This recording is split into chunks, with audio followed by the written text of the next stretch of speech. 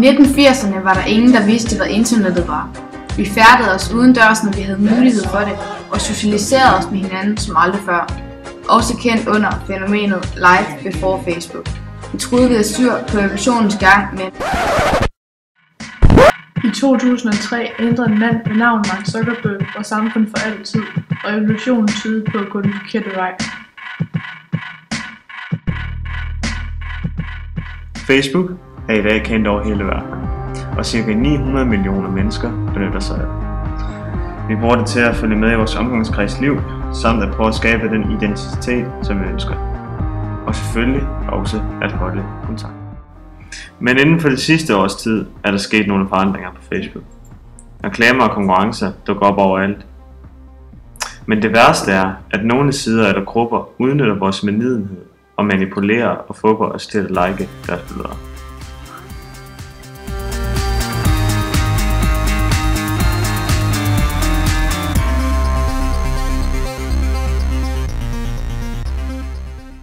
Jeg bruger det til at snakke med mine venner og holde mig i kontakt med folk og se, hvad der sker.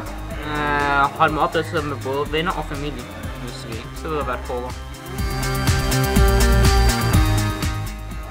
Ja, lidt. Ja, der er kommet mange flere reklamer og sådan noget. Men har du så sådan en pengemaskine? Og de der billeder med, at man skal have medlidenhed med folk, og så liker man dem, og så giver man en hånd eller hjælper eller sådan noget, fordi så kan man lige... Lige præcis. Hvor er irriterende?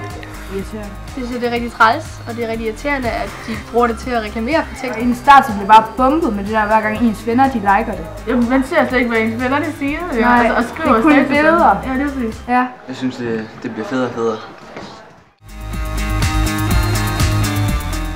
Ja, det synes jeg lidt. Ja, jo, det er vel det samme. Sådan har det vel altid været. Nej, jeg synes faktisk ikke. Altså, jeg har sådan lidt... Altså, nu er det begyndt bare at blive sådan, man bare sidder og kigger, hvis, altså der sker ikke rigtig noget, man bliver bare ved med at køre ned og starte sådan og sætte de samme billeder og komme hele tiden. Det er bare sådan, det er bare sådan, man tvinger sig selv til at gå derind til bare en gang. Ja, altså man behøver det jo ikke engang, man sidder jo bare stenet derinde, men alligevel så er man lidt afhængig af det. Ja, nemlig, lige præcis. Et par år, der er jo ikke nogen, altså jeg har det i hvert fald sådan selv, at jeg bruger ikke. Jamen jeg tror faktisk, det bliver langt, fordi at, altså, der kommer jo flere og flere. Ja, selvfølgelig den nye, altså, der er nye generation. Ja, nemlig. Og de synes nok, det er sjovt nok. Ja, lige præcis. Så det er spændende både med dig. Ja, det gør det. Jeg tror, det forbliver populært i ret lang tid. Jeg tror, det bliver populært ret lang tid. Men til sidst så tror jeg, det bliver så overfyldt med reklamer og ting, at folk gider bare ikke.